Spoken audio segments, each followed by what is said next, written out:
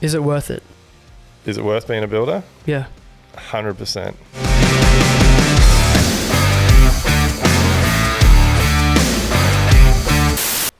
G'day guys, welcome back to another episode of Level Up. We are back in the shed this afternoon for another cracking episode.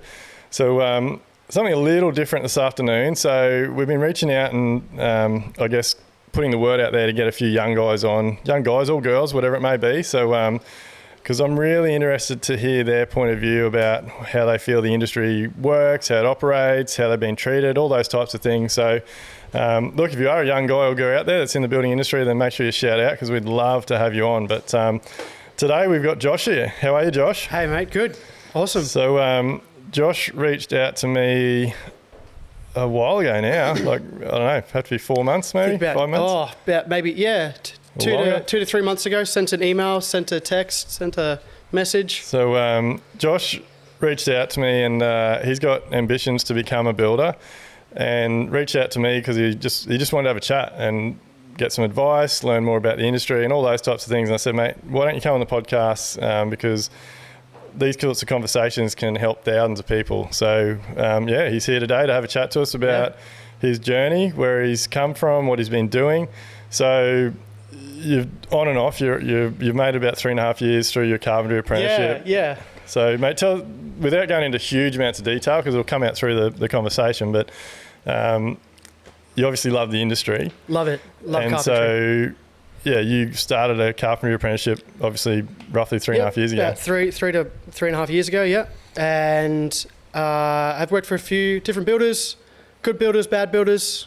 I've had a pretty good track record with them. And about a month ago, ended it with my previous builder, and then I took a step back and decided to say, hey, let's take the next few months to find out what's out there, find out what it means to be a builder. What made you pull the pin on your previous builder, considering you're so close to finishing your time? It's a bit of an interesting one. It's they are a family friend first, before they were my boss, and there was a conflict I feel we had conflicting morals on a situation that happened, and instead of potentially ruining that friendship, decided to take a step back and move on. And that was really amicable, and they're amazing. I love them and still talk to them and still get advice from them, and it's awesome. Yeah, because I know the guys you're working for, and they're great guys. So, then they definitely do some good work. So, but what was your story previous to that? So you'd before that, you'd worked with a couple of different builders? Yeah. So I started off, I started as a removalist, picking up furniture and doing stuff. And one day I was moving a man, and he said, hey, I like your work ethic. I like how you move. You're a gun. I want you to come and work for me as an apprentice. Come make a career. Removals is not a career. And so I started on with him, and he was great. We're doing some really, really awesome work, renovations and new builds, upper market stuff. Great. And then I decided... So up until that point, did you ever consider the building industry? Like, what was it on your radar? To be honest, I did carpentry in school, product design and technology. And I loved it, loved working with my hands, loved designing things. Obviously, that's a little bit more cabinet making and a little bit more different from just being a carpenter in the construction industry. Went through school, did that, and then spent 6 months after I finished school sitting around, not knowing what I wanted to do in life. So I figured what better way to grow up than move out of home and move in a state. I'm originally from Victoria. Yeah, a little town called Ballarat, and I wanted to kickstart my adult life by kicking myself out of the nest and moving up here with not a lot of plans. And so you moved up here, you got a job as a removalist. Yeah, that led to a carpentry apprentice, and then that first guy didn't work out, so you left him and moved on to another builder. So what, I'm very curious because I love to improve. I know there's definitely, even in my own building business, there's always massive room for improvement. Like myself, my team members, and especially with younger guys, I do feel for the younger guys sometimes. Like the older guys tend to give them a hard time, and especially when it comes to, I don't know, look, I was the same for many, many years, and I pull my team up on it now regularly. Like, you just expect people to know. And because you're under the pump on site, you're trying to get as much work as you can done for the boss. And so you're putting more pressure on the younger guys. And it can be for different types of people, it can be a hard situation because they don't like being driven all the time. So I'm keen to hear from your point of view, from a younger guy that's been an apprentice for a few years now with multiple different builders. Like, what's the main drivers behind leaving the other two builders? Was it a personality thing? Was it a work quality thing? So first builder left. So I was working for this first builder that started my apprenticeship, and he was great for all I knew. I was very green. I was very naive. I didn't know much. So I took a step back and I was like, maybe I'm in a bubble. Maybe I'm not. I don't know. So I had a friend, this family friend that his father runs a carpentry, builder. He's a builder. He runs a business. And I said, hey, can I come work with you for a day, for a week, just to gauge what else is out there and to make sure I'm not in this little bubble where I'm potentially working for a crappy builder. So is this the first builder? Because you've told us a bit of a story. Like, is this first guy the guy that you were going back fixing things and you? Yes. So in the email I sent you, it's quite a funny story. He was keen. He was ambitious. He was a bit older. He was in his late 30s, early 40s, and he had a house that he bought. It was his house, and then we, an old Queenslander, lifted it up, built it out. The block was only about 8 to 10 meters wide, and then it went back a couple of 100 meters, and we built it up, and it was cool. But in some areas he cut corners. In this deck he cut corners, and that made me take a step back and think, oh, is he a good builder? So you stood up to him on a certain occasion, didn't you, and told him if he did it right the first time, he wouldn't have to do it again. It's a funny story. A bit of context needed for that one. So we had finished this job. We'd moved on to the next job, and these pretty much how he did the deck was concrete risers, concrete steps, and then he just laid bush batten or rough sawn down, screwed it into the concrete, and then we just laid our decking on that.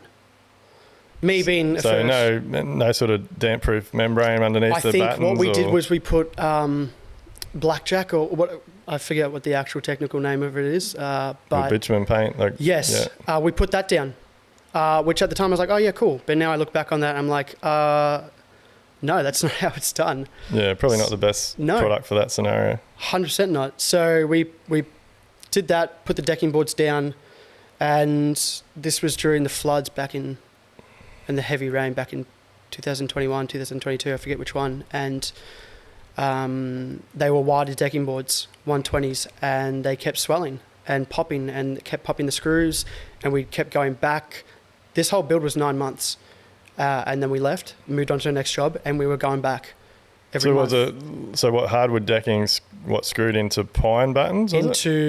Yes, that was just screwed into the concrete floor. Yeah, and so the battens were popping off the concrete, were they?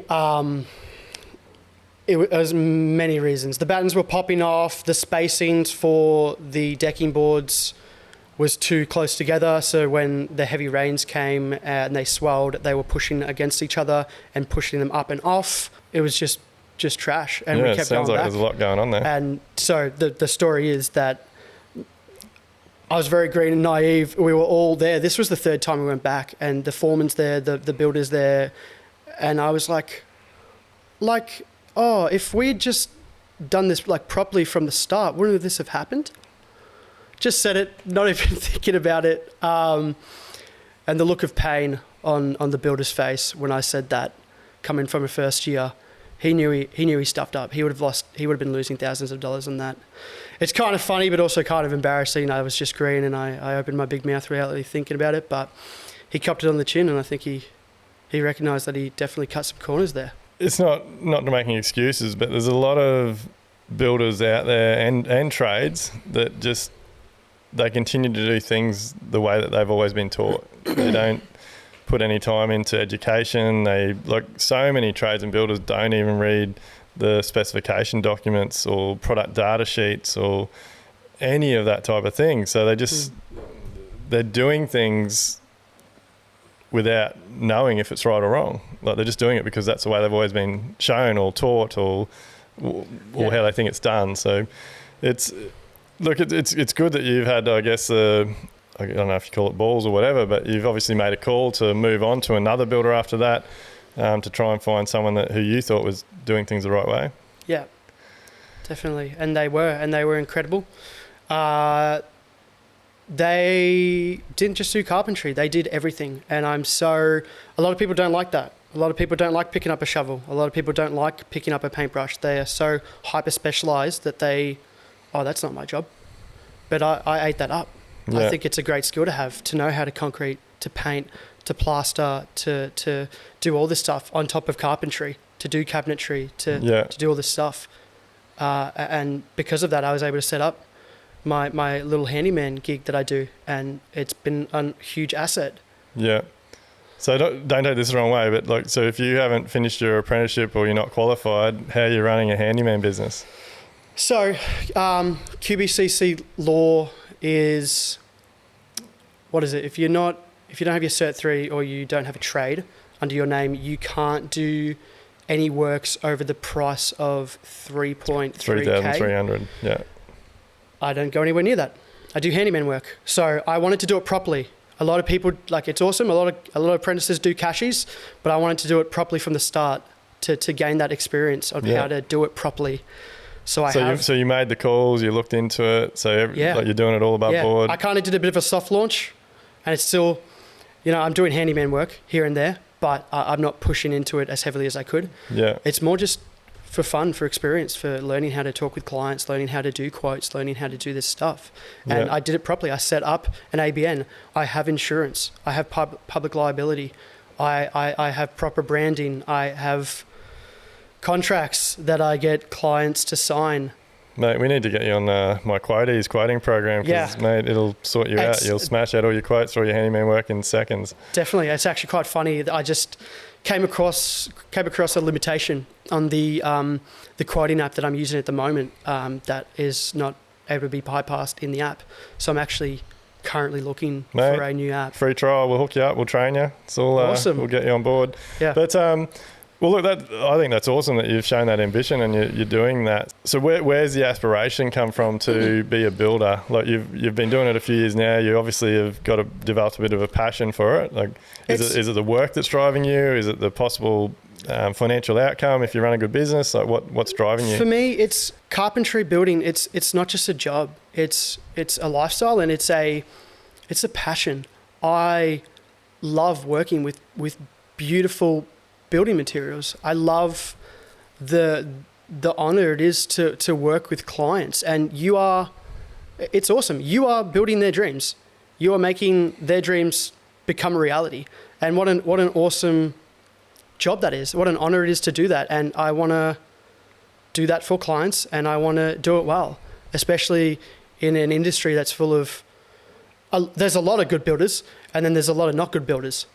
And the passion, the drive, that is what drives me to wanting to do this, to come on this podcast, to reach out to about 7 different builders that I've worked for over the past month. It's definitely a shame. Look, our industry is full of incredible builders, incredible tradies, but the reality is a lot of them are driven to do below par work because they have, if they've got to get in and out as quickly as possible to try and make $1 out of it. 100%. No one... If only they put a little bit of time, energy and money into developing their knowledge and their skills and their business and their mindset and all those types of things, and realise that it's not all about the bottom line and the price. And the other big driver for our industry is it's driven by volume builders. So in the volume building market, it's not, hey, we got this job coming up to go out to all their subbies. Can you give us some pricing on all this? It's like, hey, here's 50 homes, we're paying you $16 a linear metre to throw up wall frames, we're paying you $16 a square metre to paint it, like we're paying you $30 a square metre to lay tiles. Like they set the rate. So when any tilers, plumbers, concreters, whoever it may be that get tied up in that work, and don't get me wrong, there's plenty of tradies out there making a shitload of money doing work for volume builders, but they are running around. Like everyone that works for them is running around. Like it's all just get in, get out. Like, and a lot of the time, the next trade's covering up shit work by the previous trade, and the first time it becomes apparent is when the homeowner's moved in and there's an issue with something. Yeah. So I had the the opportunity to work for a volume builder. Corey from Ideal, awesome guy. Contacted him, did a little bit of work. He's been on your podcast. He's great. What his crew does is amazing, and that was my first experience being on. He does the carpentry work. He's not a volume builder. So I worked with them for a week, and it was awesome. It was, again, trying to gain as much experience of how the industry works, especially when you're in that little bubble, you're doing renos, you're just tinkering away on a little Queenslander. It was awesome being on that volume site. But yeah, definitely was sad seeing some of the other mobs and how they just cut corners, and it just broke my heart because this isn't a job. This is a passion. I love doing carpentry, and I love doing it right. Yeah. And yeah, there's a lot of corners cut because all they care about is money. And I have a strong belief that you can run a successful business without having to cut corners, and you can without having to take advantage of the clients not knowing any better. Oh, mate, you don't have to cut corners. I ran a very, very successful subcontract carpentry business for years and years, and there was a lot of builders that I worked for that were paying me far more than they were paying other gangs that worked for them, and that was because of they appreciated my skills, my organisation, my leadership, and they just knew if I come on their sites and we smashed out the work that it actually saved them money because their supervisors didn't have to check our stuff. Like they just knew that if DPS Constructions was on the job, then the supervision was spot on. And look, that's the whole reason we're doing this podcast, like to level up the industry, like lift the game for everyone involved. But like, what's your plans moving forward? Like, how are you going to upskill yourself to become a builder? That's what this is all about. I've taken until the end of the year. I've set myself a goal, and the goal is I'm not a builder now. I'm an apprentice. I'm going to finish my apprenticeship. But what can I start doing now to set myself up to become an excellent builder? So what are you doing? A lot. Focusing on the business, learning how to talk with clients, learning how to do quoting. Because so pretty much I hear all these stories. I hear all these stories of these builders that were chippies and then they just become builders and the Cert 4, and it doesn't teach you how to run a business. It doesn't teach you how to do all of that. And hearing all these mistakes, misquoting, and just things that they've done wrong. But what are you doing to, like, are you doing programs, you're doing courses, you got mentors? I've signed up for my Cert 4, and I'm took some time to decide whether I wanted to do the diploma or the Cert 4. I've now decided to do the Cert 4, a little bit more easier and practical for what I want to do. What's the differences in them? I haven't done that sort of thing, mate, for 27 years. Well, that's why I've been in contact with all these builders, people like you coming on this podcast, is because there's not a lot of info online. And I'm trying to discover that, and I'm sure there's a lot of other blokes out there that have a lot of questions. Pretty much the Cert 4 is single story, new builds, and your diploma. This is the Cert 4 in building and construction, and the diploma in building and construction. The diploma allows you to go 3 stories up and unlimited outwards. So you can do townhouses that are all connected, and it more focuses on the fire safety aspect. The diploma is pretty much the Cert 4. It has all of the Cert 4 units, and then there's just a couple of other units on top of it. But are you talking about this is to get your builder's license, or yes. So I am... Because builder's license is, you generally get, like in Queensland here anyway, you get low rise, medium rise, and open. Yeah. So to get your low rise, you have to do your Cert 4, And then if you want to go get your medium rise, you have to do your diploma to get the license. The Cert 4 doesn't give you the license. It meets the prerequisite to go and try and obtain the license. You have to do your Cert 4, and then you have to have 2 years as like a registered site supervisor, not just a head foreman. They've cracked down on that. Yeah, so I did all. It was called something different, but about 6 or 7 years ago, I did everything to get my open builder's license, and I passed everything. Like, paid the money, did all the courses over about 18 months, 2 years, and I was completely devastated at the end because I got to the end, and they're like, "Oh, it's awesome, mate. You've passed everything. Well done. Ticked all the boxes. Now you need to go and work for an open builder for 2 years." But you're not a builder. Yeah. And I'm like, fuck that. Why would I shut a great, profitable, successful building business down to go and work for another builder for 2 years? 100%. So, look, I don't, and look, I only did it to tick the box. Like, for me, it was just another thing to say I've gained that knowledge, I've got that experience, I can tick a box to say I've got my open builder's license, but I never had any intentions of building high rises or buildings that required an open builder's license. But what about like actual skills? So you're doing that to get your I was going to say business side of things, but it's not even really business side of things. Like, you're doing that to grow your knowledge and get a certificate.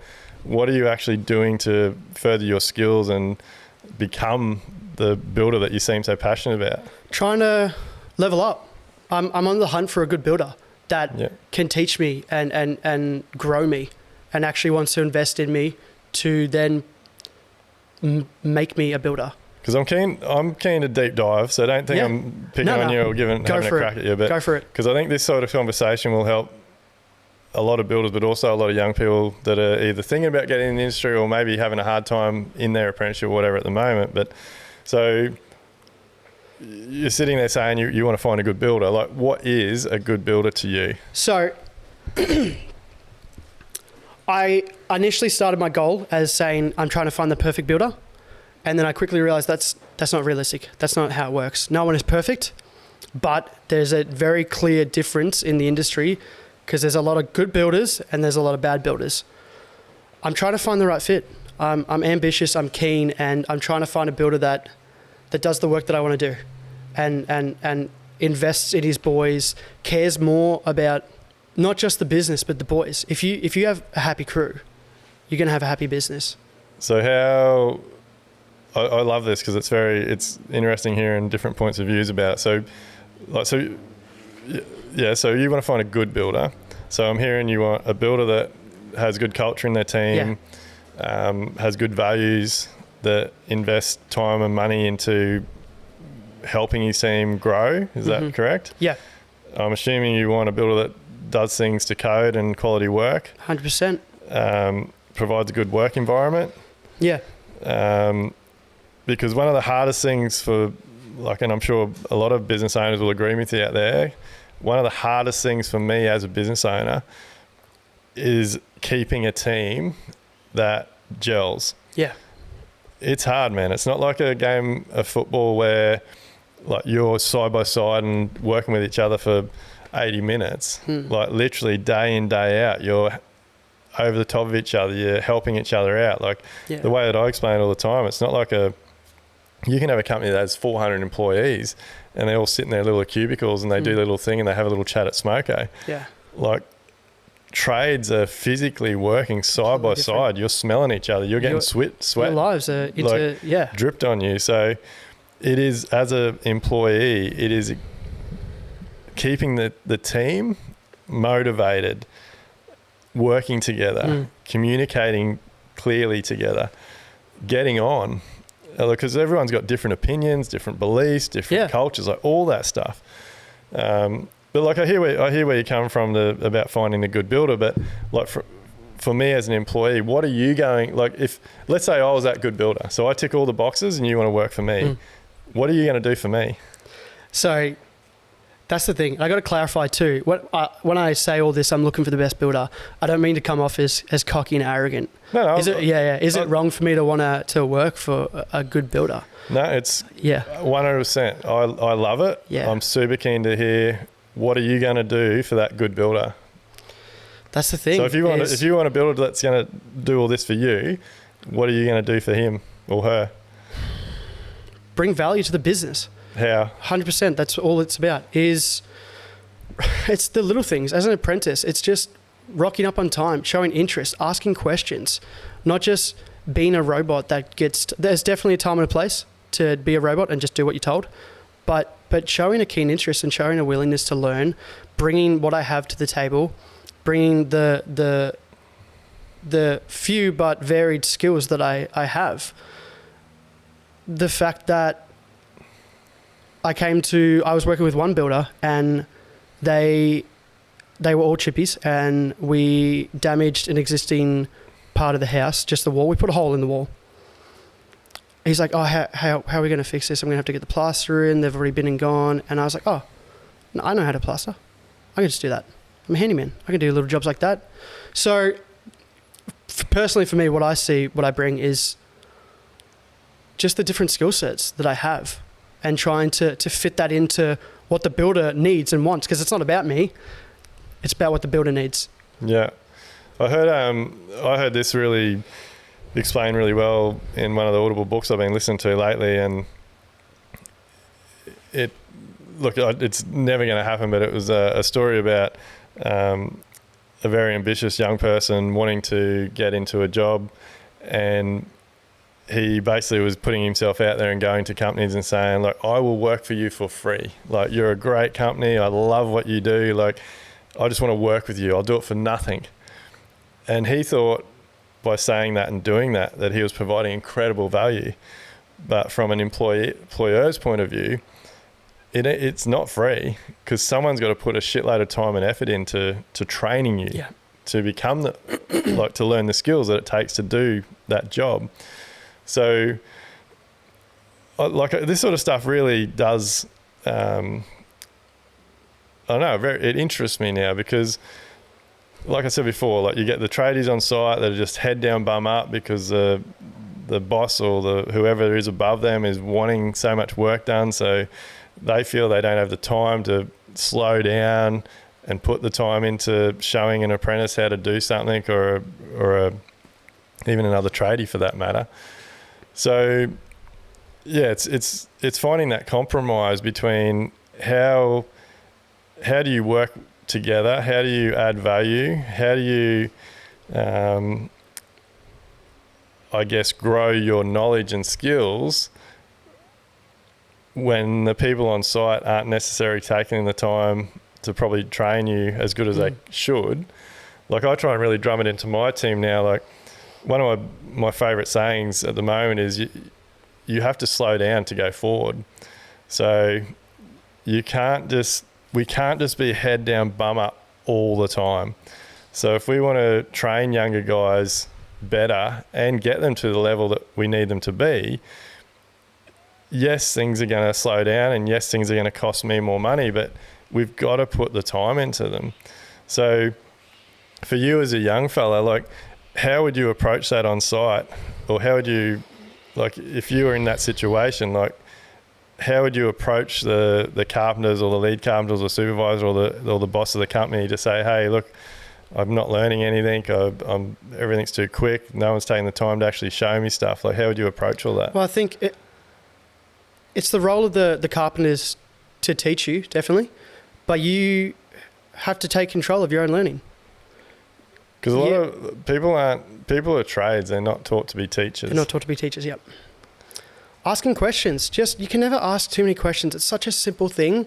Ask, instead of just being the robot and just do it, watching them and then doing it, say, hey, why do you do it that way? Why have you done it that way? Have you done it differently in the past? What's the benefits of doing it like that? What are the disadvantages? So how would you handle someone that doesn't like 100 questions? This is going to sound a bit obnoxious and controversial, but I wouldn't work for them. That's why I'm taking the time to find a builder that fits me. Yeah. And I've stressed, it comes off as cocky, but it comes from a place where I want to find a company long term. So if someone's, like, I'm on my younger guys' backs all the time, like, even when I was an apprentice, like, my boss used to call them storybooks, and then when I started my time, I called them storybooks, and when I was doing my apprenticeship, I was going to say back in my day, I'm not that old, but mate, our nail bags were filled with storybooks, and those storybooks were offcuts of ply, plasterboard, 70 by 35, whatever it was, but you had storybooks on you. Now, with my team, they have to have notebooks on them. Yeah, I carry one on me all the time. Yeah, if you're getting told to do something, like you're taking notes, you're writing things down, like 100%. I have notes for cut lists, and then I have my to-do list on my phone. At the start of the day, when we're going through with the builder and the head chippy or the foreman, it's not just their job to plan out the day. It is their job, but take control. That's what I do. I'm there. They're taking their notes for the day, and I'm there taking my notes as well. Coming up with a list of things that I need to do for the day, what I can do for the carpenter, what I can get him, all of these things. I'm a big fan of having, you need to have a target. So every morning having a toolbox meeting, might be 5-10 minutes, but just especially for younger people, like every single morning, whatever carpenters are on that site, whether it's 2, 3, 5, 10, doesn't matter, have a quick chat. All right, guys, this is where we got to yesterday. By the end of today, I want to be here. And like planning the day so that even as a young carpenter or apprentice that may not have all the skills to do what's getting done, you have focus for the day. And I believe that by doing that, by the lead carpenters or tradesmen on site doing that, I hope that it gives younger guys like yourself, I guess, the skills to be asking, like, all right, well, what do you want me to do next? Like if you're finishing up one area, like, what can I set up something over there? Like, what's coming up next? Can I get some timber ready? Can I move the scaffold? Can I move the saw bench? Like what? Well, when you go through with the to-do list at the start of the day, I don't have to then ask them what's on next. I can go and get it set up. I don't have to go up and say, hey, I've just finished nailing this off. Like, what do you want me to do next? I go up and say, hey, I've just finished nailing this off. I'm about to go start doing this. Is it okay? Is that something else you'd rather me do? Yeah.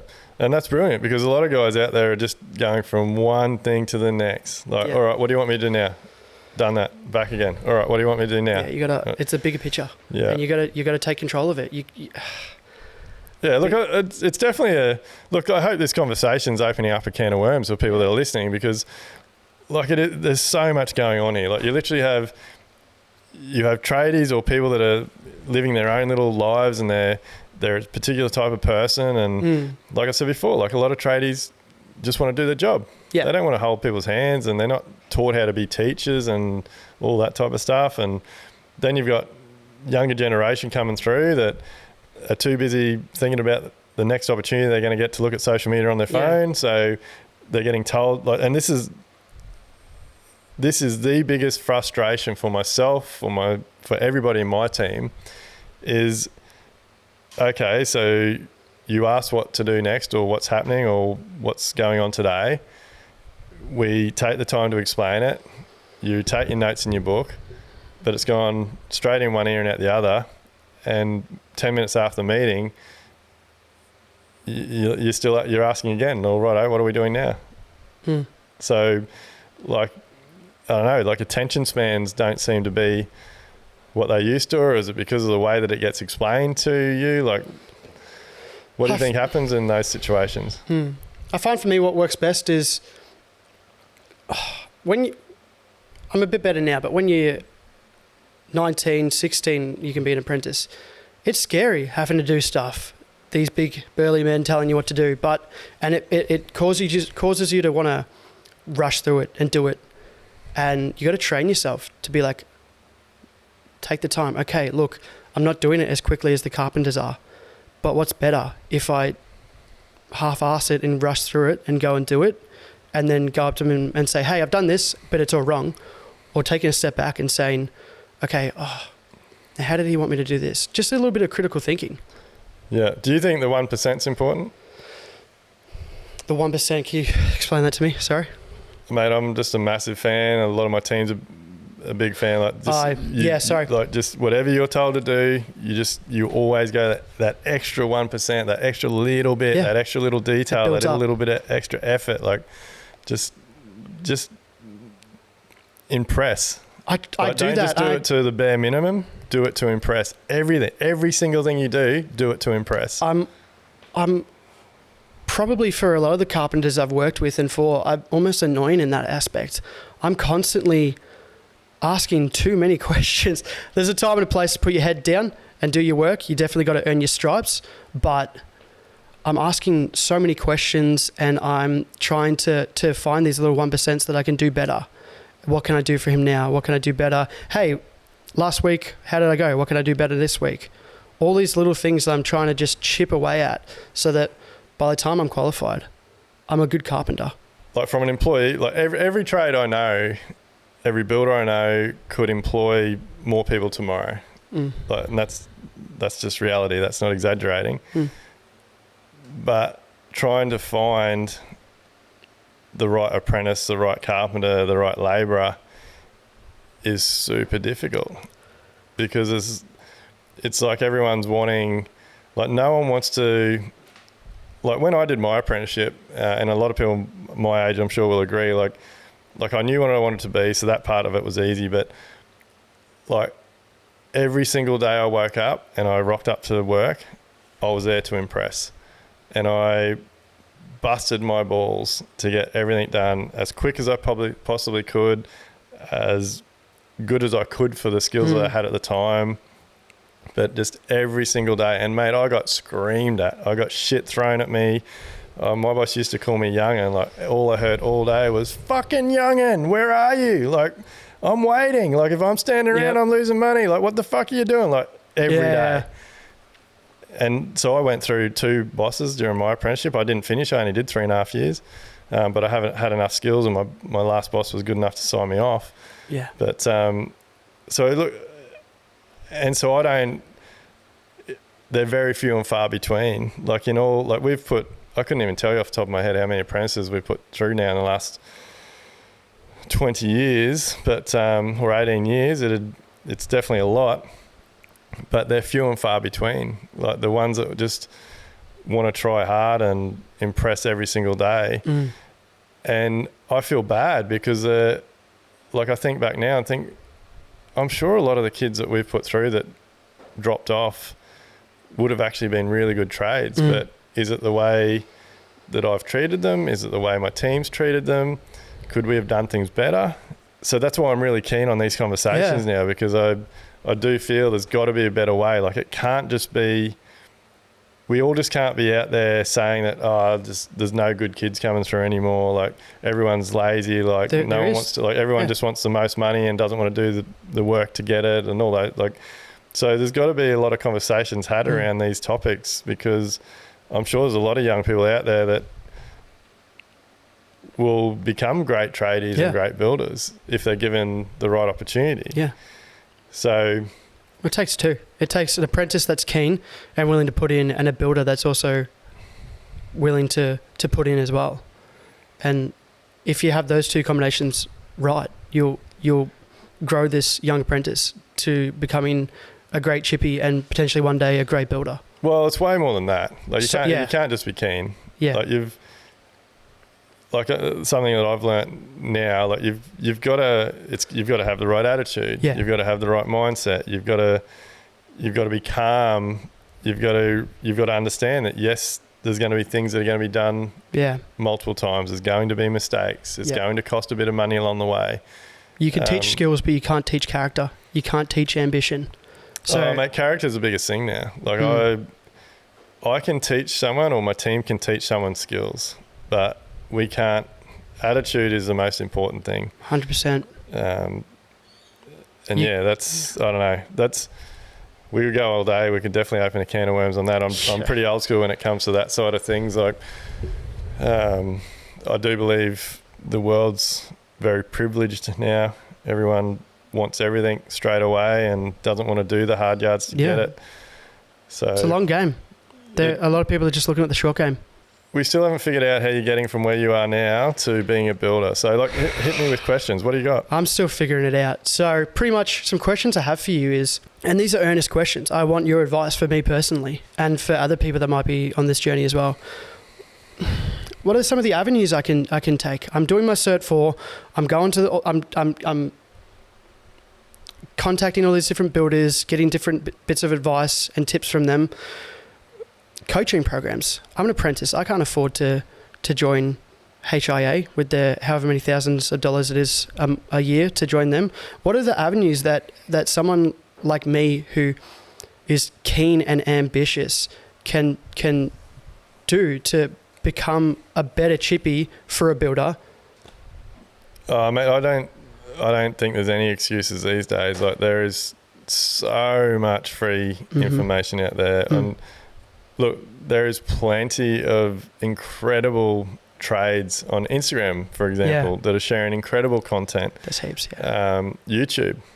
Mate, there is some incredible trades and builders on there that are putting amazing knowledge and skills out there for you to watch and learn from.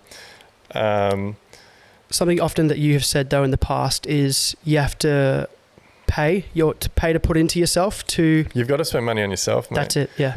So the quicker you can learn to spend, like, I wish I had started spending time, money and energy on myself in my early 20s, not in my mid 30s. And so there's all levels, mate. Like, honestly, there is no excuses. Like, I do lots of online stuff now with mentors, Europe, States. I generally, like, these days I pay for the higher level ones, but mate, a lot of the online stuff with billionaires or experts in marketing or experts in business, experts in finances, mate, you can get a ticket to most online events for $99. Yeah. So there is no excuses. Like, if you can't come up with $99 to spend on yourself to boost your knowledge and your, like, just the information that you can get put in front of you. Like I said, like, to me these days it's all excuses. Like, there is always a way to get. And books and podcasts, there's so much information out there. Books and podcasts have, more so Audible books, have changed my life.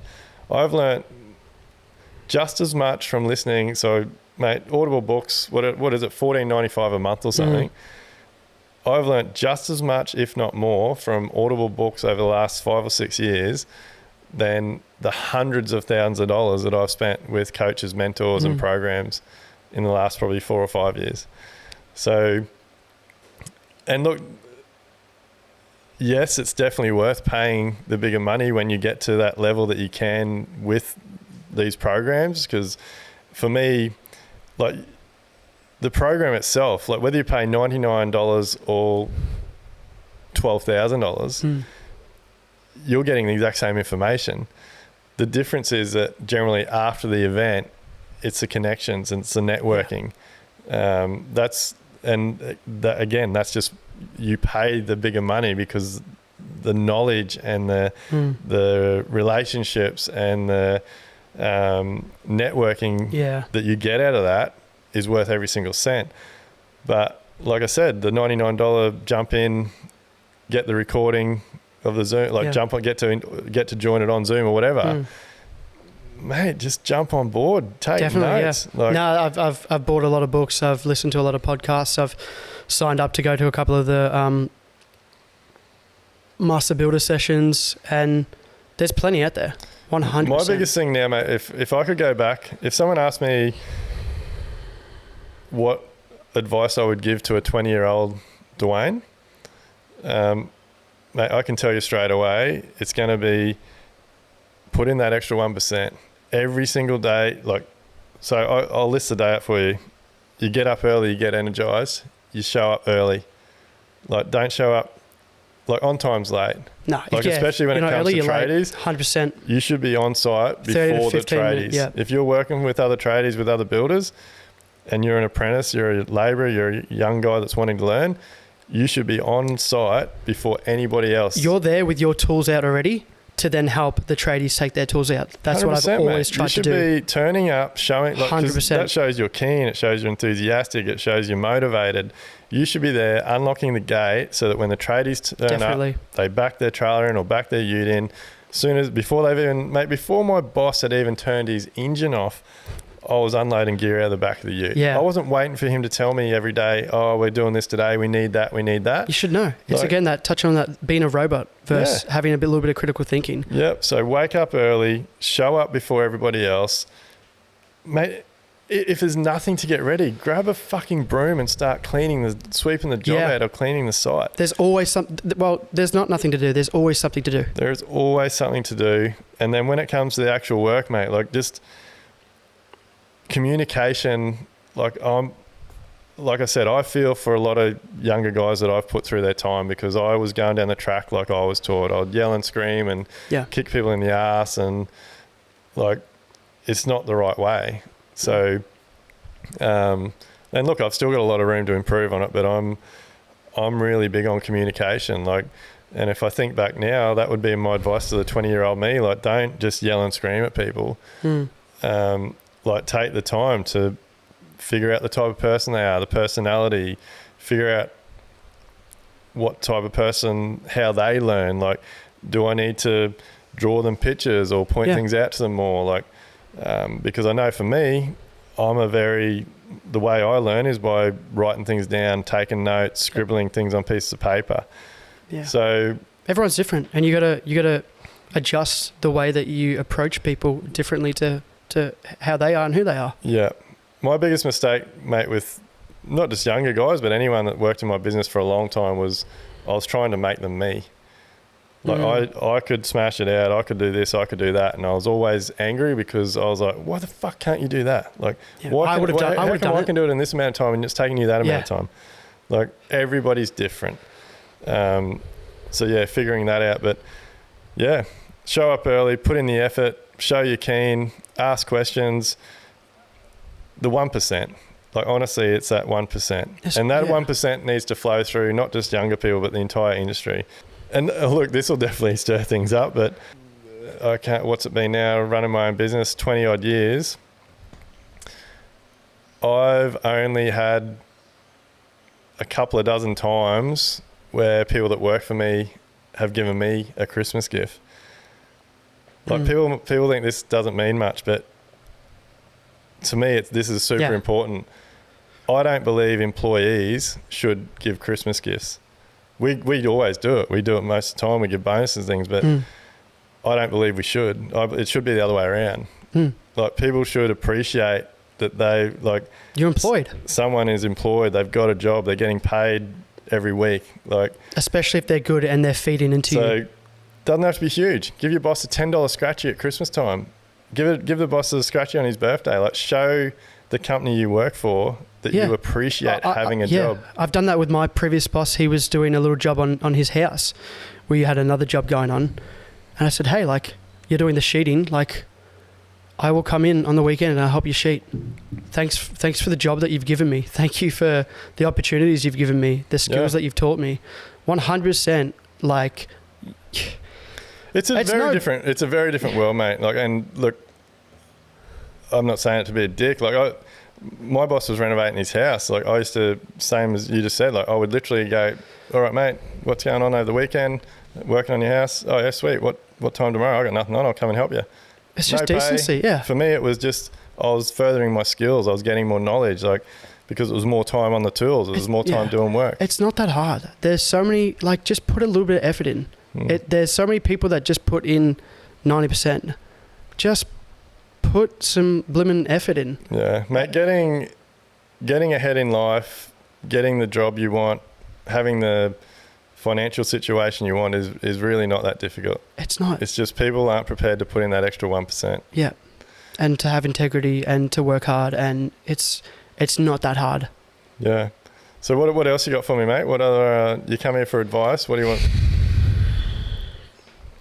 One thing I wanted to touch on was, obviously, I'm doing my handyman work. I'm doing weekend work with block layers. I'm doing weekend work with all these other different trades, trying to pick up little bits of the different skills. So you're doing that for free? No. So I've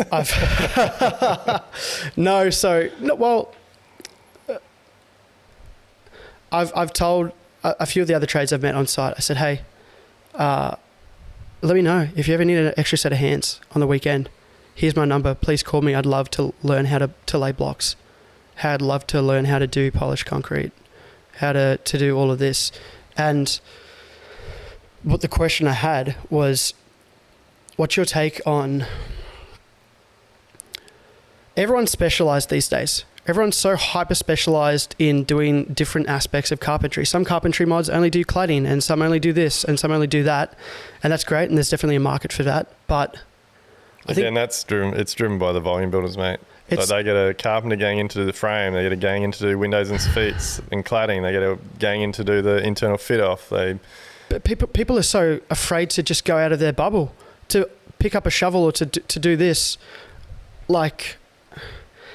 We had some concrete bags delivered the other week, and the truck driver was like, "Oh, yeah, you guys need to take them off the truck. We don't, company policy. We don't take them off the truck." What? Just put some work in, put some effort in. Everyone just wants to do their own little thing, and they don't want to broaden their skill set. They don't want to pick up a shovel. They don't want to do a little bit of painting, a little bit of this, a little bit of that. Yeah, look, I think it depends on who you're working for. Yeah. And look, not making an excuse for that truck driver, but mate, all that sort of thing is driven by laws and people suing and all that type of rubbish. 100%. And I realise that, and I understand that it's multifaceted in that way. But yeah, I'm definitely a fan of the more skills you can have, the better. Like in my business, our boys have a crack at everything. We do concreting, do roofing. Yeah, awesome. We've never really done much tiling. Over the years, we've done a little bit of plastering. But again, you've got to look at it at both sides. Like, I think that's fantastic. And I love that I've got an incredibly skillful team. I love that myself and my supervisor and my lead carpenters have a lot of experience. But there's people out there that don't want to do all that. Yeah. There's people out there that just want to go and work for a builder and turn up every single day and do all the carpentry. And just get paid. And look, there's definitely a lot of people out there. So these days you've got... So carpentry, these days, you can do a full apprenticeship doing frames, cladding, fit-outs, and you get a carpentry license, and I believe you're not a carpenter. Yeah. And we've employed carpenters that have come to me for a carpentry job and haven't told me, like I've asked them all the questions, they've told me they can do everything, put them on a fit-out, and they're 30 years old and they can't hang a door. Yeah. They're quick at putting up frames. Yeah. They're quick at cutting and doing all that. But then you've also got plastering. Like plastering these days, you can get a sheeting team, a setting team, a cornice team, a sanding team. So you got plasterers out there that aren't fully qualified as a plasterer that can do everything. So it's just the way the industry is going because, and again, a lot of it's driven by volume builders with tight schedules and just get in and get out, and everyone's in a rush. But I think it's very important to be skilled, or at least have a little bit of knowledge about everything, especially if you want to become a builder. I feel exactly the same, and that's why I'm doing the handyman business and trying to pick up a little bit of everything. As a builder, you need to know how blocks work. You need to know how tiling works, not to the full extent that the trades do, but you need to have a clue. And these chippies that just come through and work for framing mobs, and then you can go and become a builder after that, after you do your Cert 4, like they shouldn't be builders. You need to have an idea about all the other trades and how it works. Yeah, well, and you need to make sure you employ trades that are as passionate about what they do as what you are about as you do. Like we've employed carpenter gangs over the years, mate, that have, like I've tried to do my homework, I've asked all the questions, they've fit the bill, so we've given them work to do. They've, like one guy in particular had quite a large team, come in, threw a frame up, it was rough as guts, and then cracked the shits because I wouldn't pay him his last draw that he put in, and argued for a week or two, gave him plenty of opportunity to come back and get it. This wasn't even to my standard, this was to pass the engineer's inspection. Yeah. And he didn't want to do it. So that particular job ended up taking 9 of my carpenters 2 weeks to get that frame up to our standard, but also to pass frame inspection. So, and that particular person out there now on social media is running massive carpenter gangs, doing his own speckies, like all types of stuff. So look, hopefully since he did that, that was, I don't know, maybe 9 years ago, hopefully he's upped his skills and he's running a better business than he was back then. But is it scary, like, as a builder, having to, like, obviously you've been building for many years. Have you got your trades pretty fine-tuned? You have your guys that you go to that you can trust? Oh, look, definitely we've got fantastic trades. But the reality is, mate, well, especially now, like the building code is having the biggest changes it's had in, I forget what it is, 20 or even 30 years. Yeah, I think it was like 20 years. So unless you're out there, unless my trades, and I know a few of them are, but like unless my waterproofer or my tiler or my window company or the designers and architects that I work with, the certifiers I work with, unless they're all out there going to these seminars and reading all the emails that we're getting sent from our licensing bodies and upskilling themselves to, like, I need to be over this shit. Yeah. Like, I can't just rely on trades. Like, I can't rely on a building designer. Well, the ones we work with I can, but I still like to have my knowledge around it. But yeah, I think builders are bad for that. They rely too much on the people they're employing to do the work and then crack the shits when something's wrong or not right. Supervision to me is the number one most important thing to having a successful building business. Yeah. And it's probably another thing that gets overlooked by clients. Like, again, volume builders, I believe, have nowhere near enough supervision because they might have one supervisor looking after 10, 20, 30, 40, 50 jobs. Yeah. It is impossible for one supervisor, when you take all the driving time in between, like for us, like myself and my supervisor, like we only have, last year we got up to a point where I think we had 9 jobs on at once at all different stages and sizes. And like, mate, that was hard for the two of us to stay on top of everything. Like supervision, like as a builder, I think it's definitely something that a lot of builders overlook and don't allow enough time. And a lot of builders sort of get to a point where they just think, oh yeah, I can sit back in the office and run everything from here. But supervision is the absolute key to having a business that provides your clients the quality that they deserve to be getting. Do you feel like there should be more accountability for the other trades? 100%. Because it always comes back to the builder. Yep. Which doesn't seem fair. Yeah. No, trades, 100%, mate. But our licensing bodies, they tried that for a little while and then they went back to the way it is now because it's too many people to try and chase. The waterproofing fails, it's not the waterproofers, it's the builder's fault. Yeah, but again, look, I don't mind it the way it is. Like, if I want to be a builder and I want to charge what I need to charge to run a sustainable, successful, profitable building business, then it is my responsibility to make sure that every single material is fit for purpose, that every trade does what they're meant to do, that my sites are safe and secure. Like for me, it's simple as that. Like I am the builder, I am the principal contractor. Everything is my responsibility. I don't point the finger at anybody. That's good. I think a lot of builders need to hear that and actually do that. There's a lot of builders that don't take responsibility. Well, look, I've learned a lot of expensive lessons, mate. It hasn't always been that way, but these days it's black and white. Contract says that myself as a principal contractor is responsible for every single thing that happens on a job site. Even if the owner's supplied something or the owner's engaged another contractor, it is my responsibility to make sure that that contractor does things as per building code or as per specifications. A builder just can't throw his hands in there and say, oh, look, that's not my problem. The client engaged that contractor. It's black and white.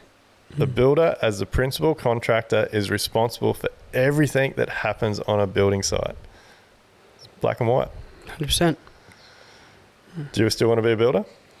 That's the thing. I have the ambition and the drive to want to be a builder, but then I look at all these builders and I'm like, no, seems too stressful.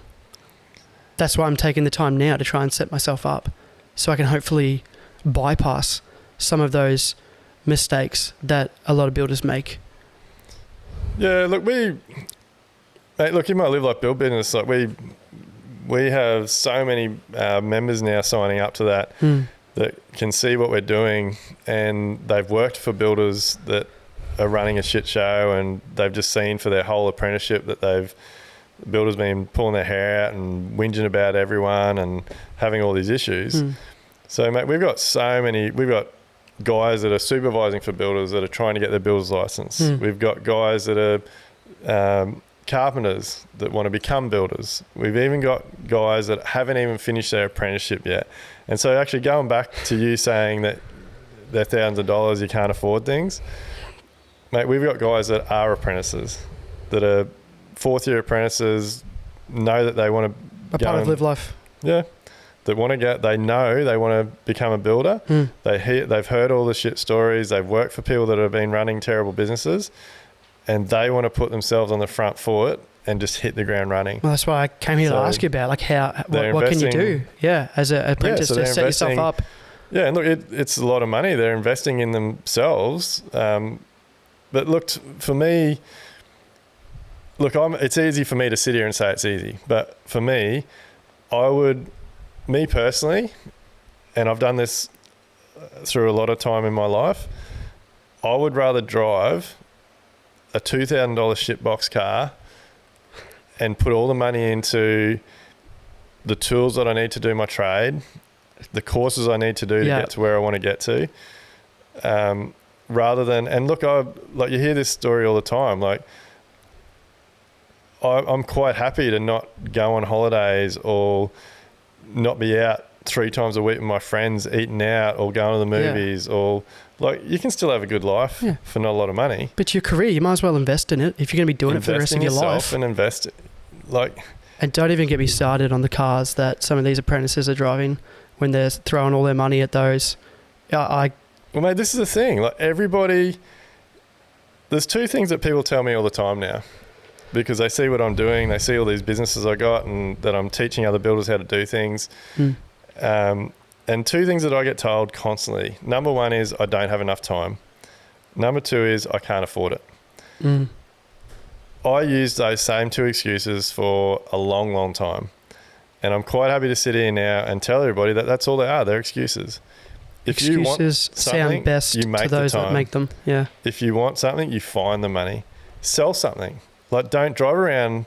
Like, some of these people that are telling me this are driving around in the V8 Land Cruiser. Well, V8 Land Cruiser or some sort of new dual cab. Yeah. They got a trailer full of all the Milwaukee or Makita or whatever it is. They got the $30,000 trailer. Yeah. So, and I actually only said this to someone the other day that called me, because I get lots of people reaching out wanting advice and shit. And I was giving this person advice, and everything I said, they had a comeback for. And I ended up saying to them, mate, you can give me all the excuses you want. You're never going to change my mind, because I've done that or worse. Like, I've lost hundreds of thousands of dollars, if not millions of dollars. I've nearly been broke a couple of times. I've been fined by work cover and had to pay super back. I've had terrible situations. I've lost money on, like, I've done everything that people give me excuses. And the way that I look at it now is if I can turn, like, going from the person that I was to the person I am now, anybody can do it. Because I had the shittest mindset. I thought I knew everything. I lost heaps of money. There is no excuse someone can give me that you haven't made. That I haven't made. Yeah. So you've got to put in the time and the effort. If you want something bad enough, you will make it happen. 100%. So what else you got for me, mate? I want you to leave this podcast today on fire. You've given me a lot to think about. Honestly, I'm almost lost in my own head about it, but I want you to walk out of here today and go, I'm going to be a builder. I'm going to do this shit. I'm going to find out. I'm going to do whatever it takes. I'm going to be the best builder I can. Is it worth it? Is it worth being a builder? Yeah. 100%. If anyone that's followed me for a while, like, I've talked about my story a lot. Like, being a builder is the only thing that I ever wanted to be. Like, I'm one of those lucky people that just, that's it. That's all I wanted to be from as young as I can remember. And so I became a builder. I dropped out of school when I was 15. I actually got suspended from school about 2 weeks before the end of year 10. So I really didn't even finish year 10.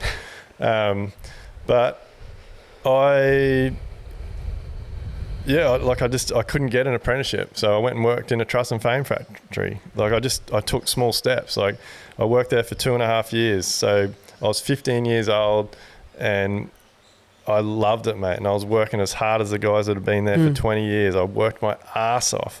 And I bulked up. I used to walk around the yard. I used to be able to go out in the timber yard because I ended up being on the cutting benches with the huge saws.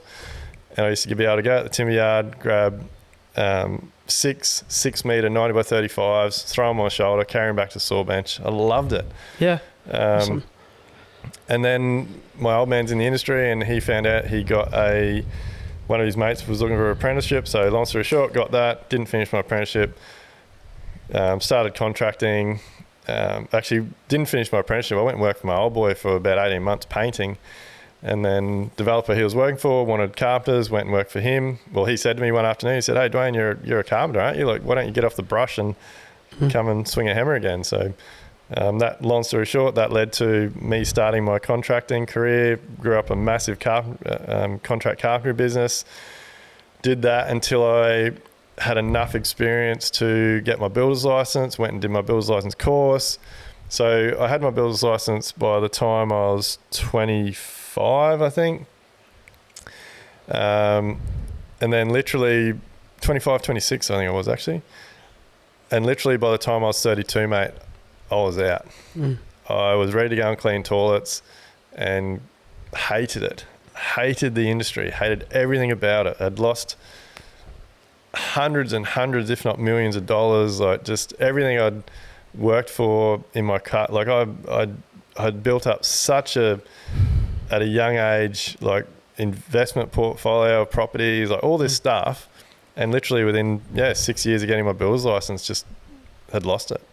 And the passion was gone.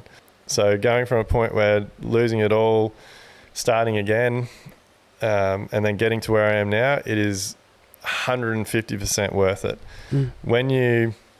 So the biggest change in the last 10 years has been the amount of time, money and energy I put in myself. That is my number one thing now. I'll invest whatever it takes, time, money, energy in myself. And then that has flown in, come back to developing systems and processes in my building business that are like nothing else in the industry. Combined with joining up with my business partner Amelia Lee and creating Live Like Build, and then taking everything that we were using in our building business with her knowledge from homeowners and just taking that to the next level. And now just the passion that I have now is just insane. So absolutely it is worth it. But I think most people get so caught up in thinking that as soon as they become a builder, everything's going to be fine, they're going to earn lots of money. It doesn't happen. You don't make money on some jobs, don't you? And they lose the passion very quickly. So that is why, those types of stories is why, like I said, we've got people in Live Like Build that aren't even finished their apprenticeship yet, haven't even got their builder's license yet.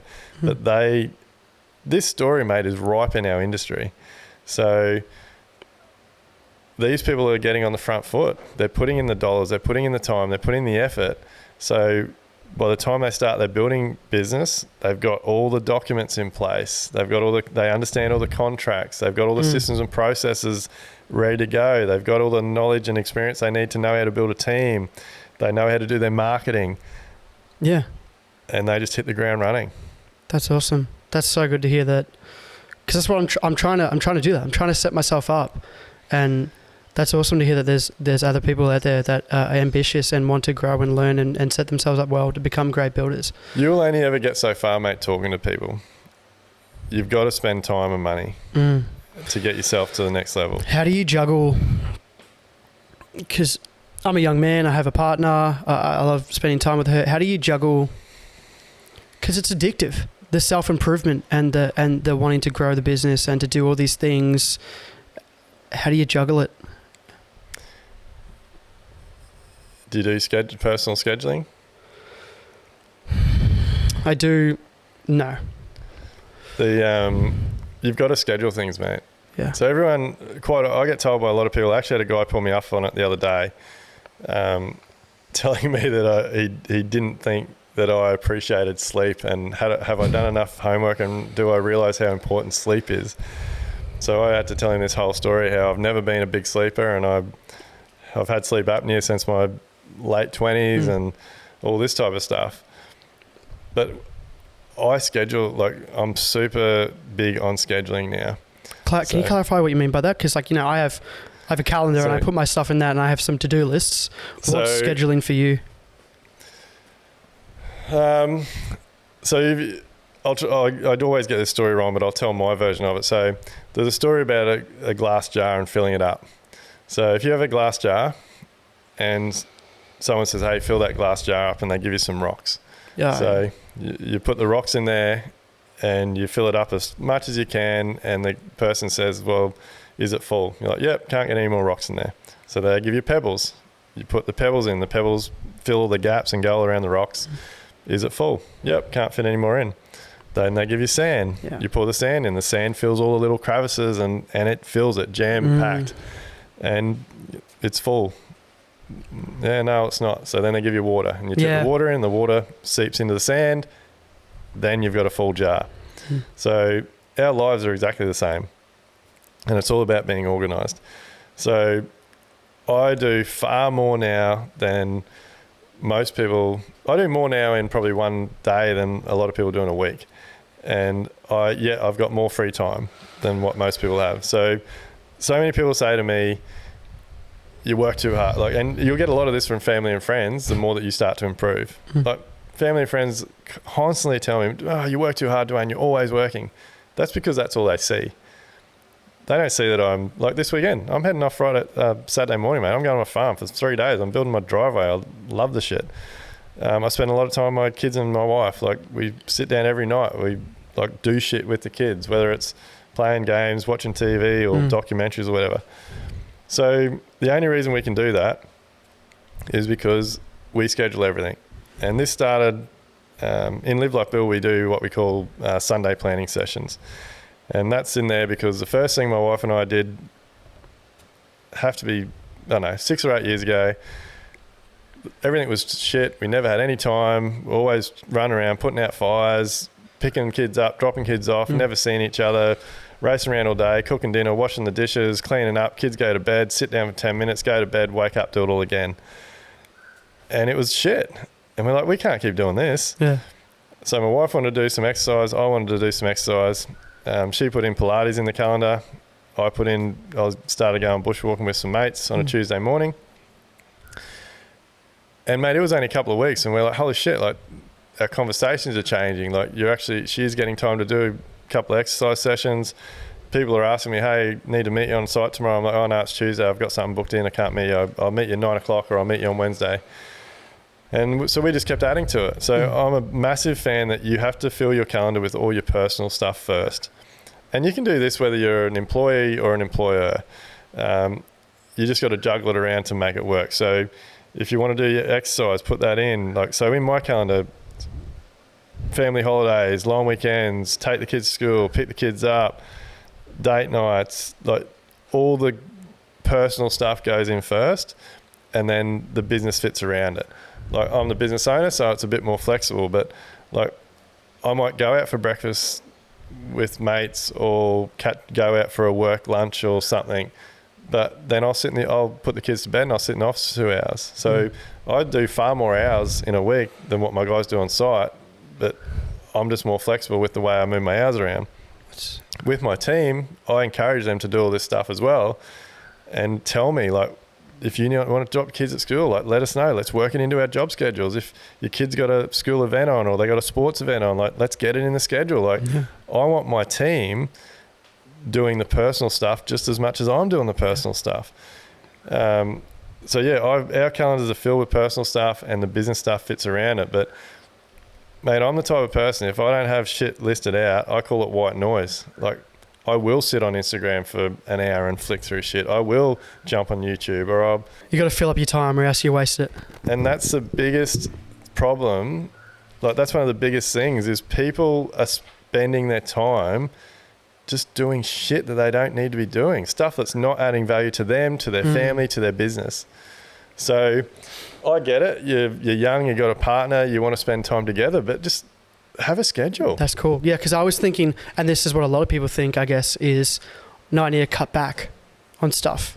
I guess there's a time and a place to do that, but maybe not just cut back, but let's reorganize. And then you don't have to cut back.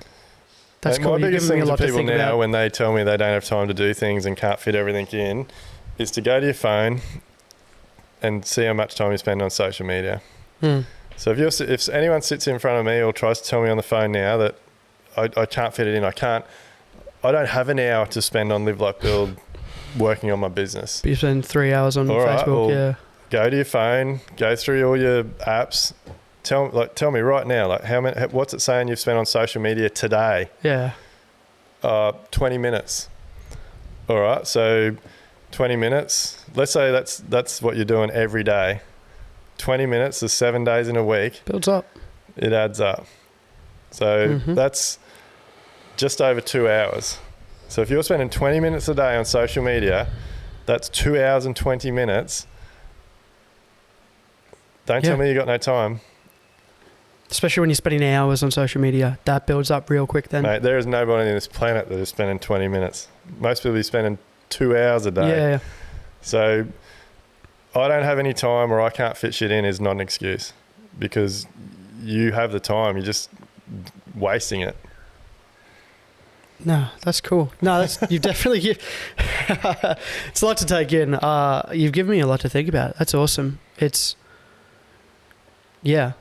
I'm keen to take what you said and go home and actually have a sit down and think about it and actually take the time to kind of mull over it and... My advice to you, mate, is finish your apprenticeship. Yeah, that's definitely going to happen. Yeah. I didn't finish my apprenticeship. I was lucky enough, my boss signed me off. I'd finished all my TAFE stuff, but look, I learnt more being thrown in the deep end. And this is why I say to my team, like, don't worry about the young guys stuffing up. Like, everything, as long as they don't stuff up the same thing 20 times, like, everyone is going to make a few mistakes. But I learnt so much by just jumping in the deep end. I used to tell people, yeah, I can do that, no worries at all. I remember, like, literally a couple of months after I started contracting, I had to do this big deck and this, like, octagon gazebo thing. I'd never done anything like it in my life.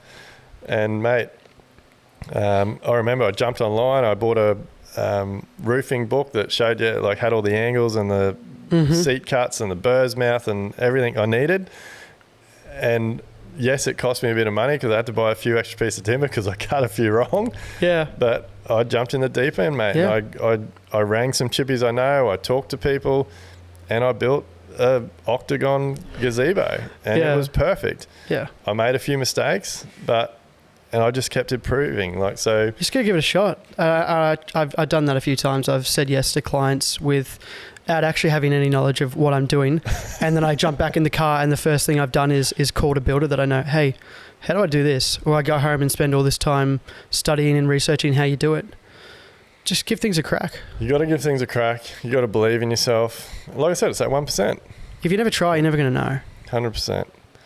Well, mate, look, thanks very much for coming on today. Hope I haven't been too hard on you. But, no, it's good to hear. It's good to hear. Yeah, I'll stay in touch, and I look forward to seeing where things go, mate. Awesome. Cheers, Dwayne. Are you ready to build smarter, live better, and enjoy life? Then head over to livelikebuild.com/elevate to get started.